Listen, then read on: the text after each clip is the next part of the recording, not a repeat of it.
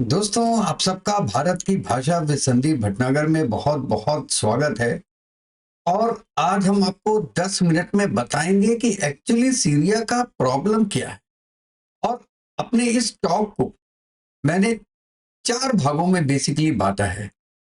पहला है कि सीरिया की जो क्राइसिस है उसकी ब्रीफ क्या है, और दूसरा जो रेबल्स हैं, जो कि एक पार्टी नहीं है, ये मिला जुला गठबंधन है, जैसे इंडिया का इंडिया है अलायंस, वैसे।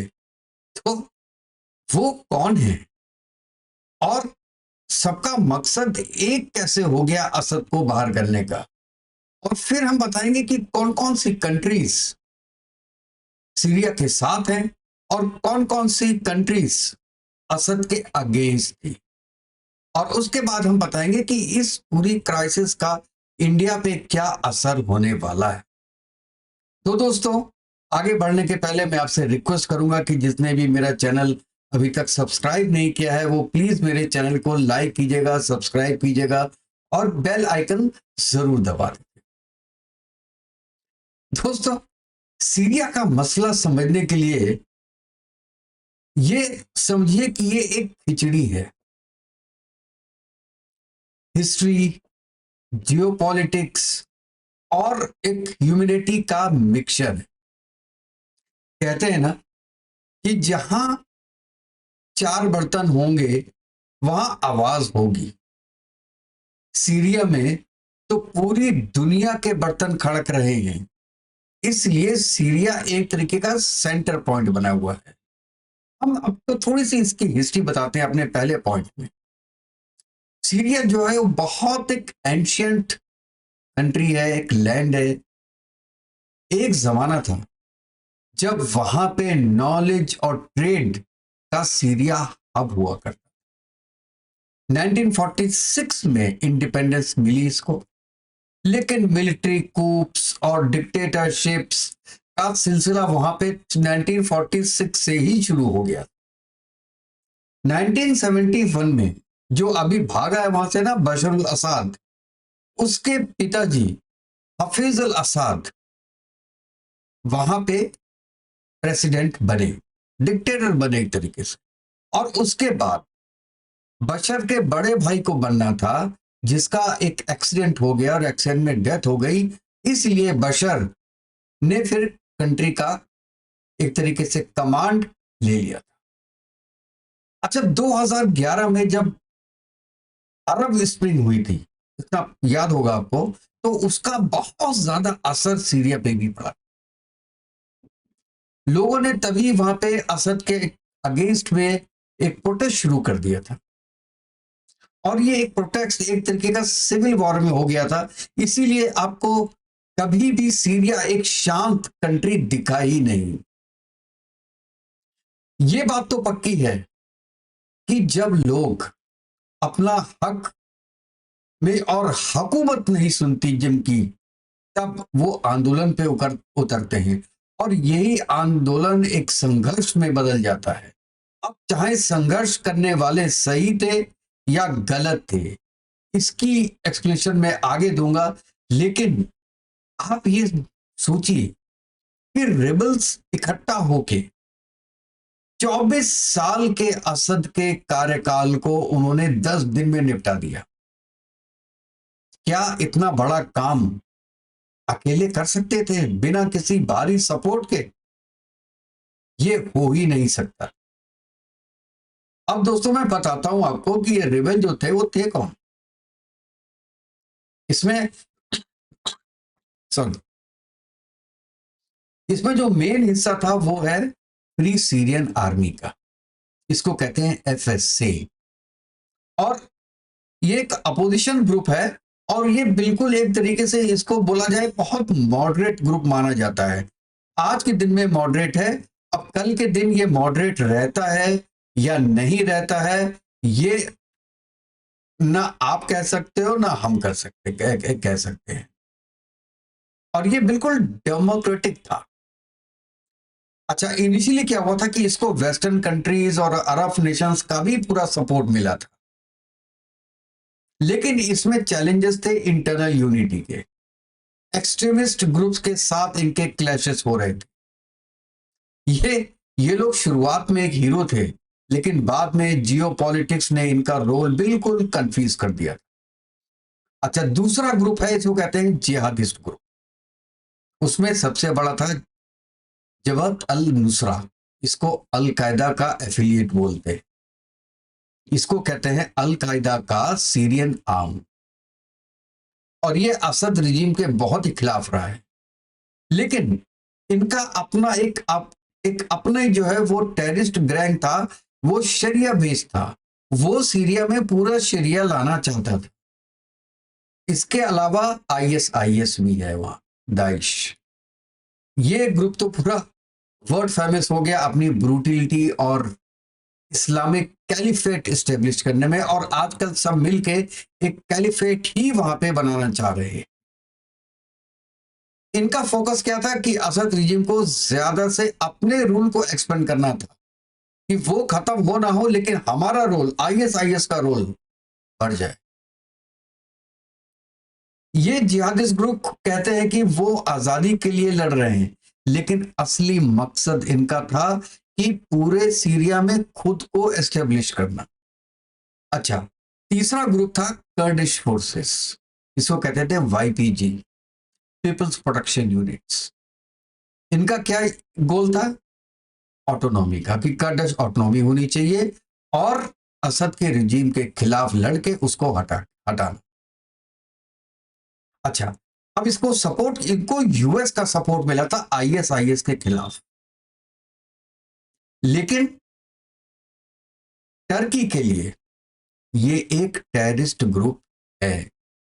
ये अपनी आजादी के लिए लड़ रहे हैं, लेकिन रीजनल पॉलिटिक्स इनका काम और भी मुश्किल बना देती थी। और इसके अलावा और भी कई स्मॉलर ग्रुप्स थे, लोकल मिलिटेंट्स थे, फॉरेन बैक ग्रुप्स थे, जिसमें टर्की, सऊदी अरेबिया, कतर, कई फोर्सेस मिलके ये एक साथ लड़ रहे हैं। और यही इनका प्रॉब्लम है, और हमको इसीलिए आज की डेट में पता नहीं चल रहा कि सीरिया का क्या होगा, क्योंकि अभी सब ग्रुप इकट्ठे होकर लड़ लिए और असद को बाहर भिजवा दिया, उसके महल पे कब्जा कर लिया, और ज्यादातर केवल 2 सिटीज को छोड़ के बाकी पूरे सीरिया में रिबल्स का राज हो गया।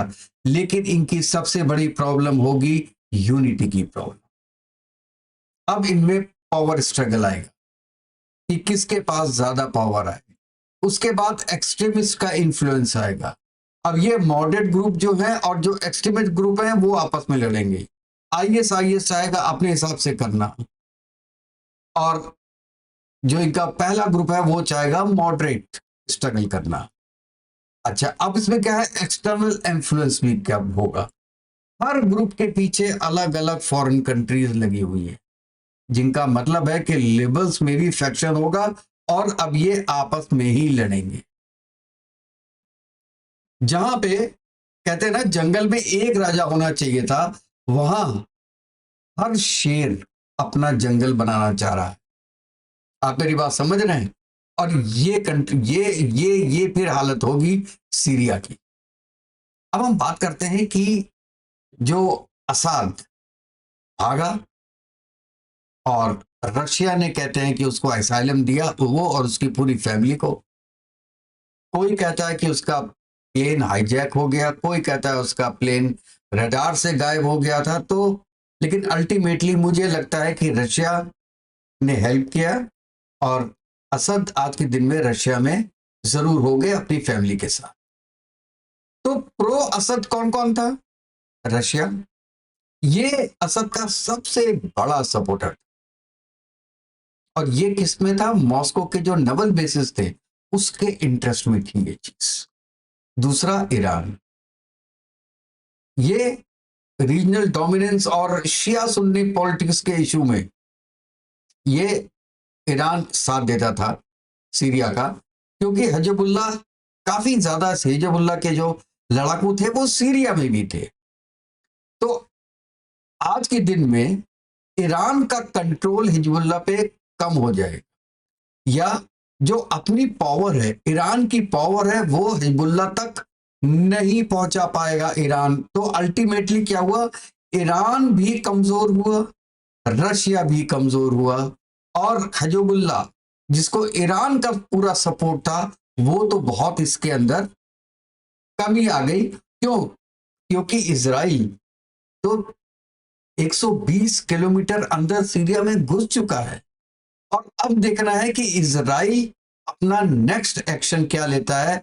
बहुत ज्यादा डिपेंड करता है इस चीज पे, because Israel is very happy with that, क्योंकि हिजबुल्लाह एक तरीके से कमजोर हो गया, हमास को इजराइल ने खत्म कर दिया, तो इजराइल के जो दुश्मन हैं वो अपने आप खत्म हो रहे हैं। जो बोल रहे हैं तो वैसे भी सीज फायर किया हुआ है, लेकिन सीज फायर नाम का होता है। वो ये सोच रहा था हिजबुल्लाह और ईरान कि अगर सीज फायर हो जाता है 2 महीने का, तो 2 महीने में हम फिर दोबारा गेटअप कर लेंगे, दोबारा बूस्ट करेंगे। लेकिन इस सीरिया वॉर के चक्कर में, सीरिया क्लाइमेक्स के चक्कर में, अब ईरान वो सपोर्ट नहीं कर पाएगा हिजबुल्लाह को, और हिजबुल्लाह कमजोर होके, और अल्टीमेटली जो सीज फायर का एक एग्रीमेंट हुआ है दोनों के बीच में, इजराइल और हिजबुल्लाह के बीच में, वो फिर लग रहा है लाइफ लॉन्ग कंटिन्यू करेगा, और इजराइल ये पूरी पूरी कोशिश करेगा कि दोबारा से कभी भी हिजबुल्लाह अपने नाग फैलाना। इसलिए इजराइल सपोर्ट कर रहा है असद के अगेंस्ट में, उनके रिबल्स को। अच्छा, अब एंटी असद कौन कौन है? एंटी असद में जो 3 लोग हैं मेन, उनमें एक है यूएसए। इसने क्या किया कि शुरू से ही रिबल्स का सपोर्ट किया, लेकिन उसका जो फोकस था वो आईएसआईएस पर था। और ट्रंप ने कल ही बोला है कि ये सीरिया का इंटरनल मैटर है, and they have to decide, we are nobody there to help them और to take any action from the USA side. लेकिन बाइडेन एडमिनिस्ट्रेशन इस चीज का श्रेय लेना चाह रही है कि जो सीरिया में हुआ उसमें यूएसए का हाथ था। तो दोस्तों, यूएसए का हाथ तो बिल्कुल होगा। 70 साल के रिजीम को 7 दिनों में घुटनों पे ला देना, ये रिबल्स के बस की बात नहीं थी। बिना बिग पावर्स, और बिग पावर्स मैं बोलता हूं USA, France, Germany, China, Russia, इन सब कंट्रीज में अगर 2 या 3 कंट्रीज एक के साथ हो जाएं तो ये रिवॉल्यूशन हो सकता है। तो दूसरा जो कंट्री है जो असद के बहुत अगेंस्ट था वो था टर्की। लेकिन अब they must be very happy, क्योंकि कर्डिश मिलिटेंट जो भी हैं वो अब एक राज करेंगे, और जो कर्डिश थे वो बहुत अगेंस्ट थे असद के, और असद ने बहुत ज्यादा कर्डिश को वहां पे मरवाया था। तो इसलिए he will be very happy कि अब सीरिया में इसका टर्की का से हो जाएगा। और दूसरे जो हैप्पी हैं वो सऊदी अरेबिया है, गल्फ नेशन है, क्योंकि जो सऊदी अरेबिया और गल्फ है वो ज्यादातर एक तरीके से शिया इन्फ्लुएंस के बहुत खिलाफ। तो ये एक तरीके से देखा जा रहा है, क्योंकि सऊदी अरेबिया तो वैसे ही रिफॉर्म में जा रहा है, तो उसको इन सब चीजों से बहुत ज्यादा मतलब है नहीं, लेकिन फिर भी शिया इन्फ्लुएंस तो सऊदी के अगेंस्ट में जाएगा, इसलिए they are happy with that. और एक कंट्री मैं देख रहा हूं जो कि बहुत कंफ्यूज्ड है, और वो है चाइना। कहते हैं ना, चाइना ने बोला ये मेरे बस की बात नहीं है भैया, तुम्हें जो करना है तुम लोग करो, हम यहाँ बैठे हैं, और जब हम देखेंगे सही मौका तब हम उसमें रिएक्ट करें। अच्छा दोस्तों, इसमें अब मैं जो मेरा लास्ट पॉइंट है उसमें मैं बोलता हूं कि उसका इंडिया पे क्या इफेक्ट, इंडिया पे निगेटिव इफेक्ट होगा दोस्तों, क्योंकि आईएसआईएस फाइटर्स का जो ग्लोबल स्प्रेड है वो इंडिया के लिए बहुत बड़ा कंसर्न होगा, और ये मुझे लग रहा है कि ये चीज होने वाली है। और देखिए, मल्टीपल चीजें हो रही हैं, ये भी एक बहुत बड़ा फैक्टर होगा, और बाकी जो फैक्टर बांग्लादेश, चाइना, और एक तरीके से जो डीप स्टेट है यूएस की, ये सब मिलके जो प्लानिंग कर रहे हैं वो एक अलग चीज है, लेकिन आईएस फाइटर्स का ये जो ग्लोबलाइजेशन हो रहा है, इससे भी इंडिया को इफेक्ट होगा, एनर्जी सिक्योरिटी के लिए इफेक्ट होगा इसका, क्योंकि ऑयल प्राइसेस बढ़ सकते हैं ऑयल केस के कारण। सीरिया में कहते हैं कि हमारा 5,000 का डेथ हो रहा है करीब, तो उनके लिए दिक्कत है, और उनमें से 200 या 250 स्टूडेंट्स भी हैं, तो उनको अब कैसे वापस लाना है, गवर्नमेंट जरूर कुछ सोच रही होगी। और जो 5,000 लोग हैं वो रिबल्स की कैटेगरी में आते हैं या वो प्रो असद थे, ये हमको आज तक पता नहीं है। तो उनका क्या होगा, ये एक क्राइसिस होगी इंडिया के लिए। और यहां पे मैं कहता हूं कि फिर इंडिया का जो एक बैलेंस्ड अप्रोच है वो बहुत ज्यादा जरूरी है। सबके साथ रहें और किसी के साथ ना रहें, सबके साथ रहें और किसी के साथ ना रहें, ये इंडिया को जरूर करना चाहिए इसमें। और लेकिन इसमें क्या है कि इसमें क्या है कि करंट सिचुएशन जो है, अब मुझे लगता है कि अभी कहते हैं ना, तूफान आया हुआ, तूफान आने के बाद अब देखिए आप सब जगह थोड़ी बहुत शांति है, यूक्रेन में, रशिया में, और इजराइल में, गजा में, सीरिया में, इजिप्ट में, सब जगह शांति है और सब देख रहे हैं कि अगला कदम क्या होगा। लेकिन अब मैं इसमें यह भी कह दूं कि जो कंप्लीट पीस है ये बहुत दूर है, और ये डिपेंड करती है अमेरिका की डीप स्टेट कि उनका एक्शन क्या होता है। देखिए साहब, आप किसी तरीके से भी अमेरिका के डीप स्टेट को इग्नोर नहीं कर सकते हैं, बहुत पावरफुल है, बहुत पावरफुल। अब वो जो इंडिया में करवा रही है वो मैं अपने नेक्स्ट वीडियो में आपको पूरा डिटेल में बताऊंगा। अच्छा, दूसरा जो सिचुएशन होगी सीरिया में वो पूरा कि इसका कंस्ट्रक्शन कैसे होगा, कौन कराएगा, कौन उनकी मदद करेगा, कौन वहां पे गवर्नमेंट बनाएगा, उस गवर्नमेंट में कौन कौन से जो रिबल्स हैं रहेंगे, उनका नेता कौन होगा, और जो उनका लीडर होगा उसका कौन कौन सी कंट्रीज के साथ अच्छे संबंध होंगे, किसके साथ खराब संबंध होंगे। फिर एक रिफ्यूजी क्राइसिस भी जरूर आएगी इसमें, क्योंकि जो भी असद के समर्थक थे वो वहां से भागेंगे सीरिया से, और जब आप जानते हैं सीरिया से भाग के कोई भी दूसरी कंट्री में जाते हैं तो 10 साल के बाद वहां पे दूसरा सीरिया बनाने की कोशिश करेंगे, क्योंकि नेचर तो वही है, कहते हैं ना डीएनए तो सेम है। तो जब डीएनए सेम होगा तो उनको कोई लेना नहीं चाहेगा, कोई कंट्री भी लेना चाहेगा। और लास्ट में बोलूंगा कि सीरिया की कहानी हमें सिखाती है कि आग लगाना आसान है, बुझाना बहुत मुश्किल है। और इसीलिए मैं हमेशा कहता हूं कि सीरिया का मसला समझना है तो एक चीज लेके बैठ जाओ, सबर के बिना बात नहीं बनेगी, यहां पे सबर करना पड़ेगा पूरे वर्ल्ड को।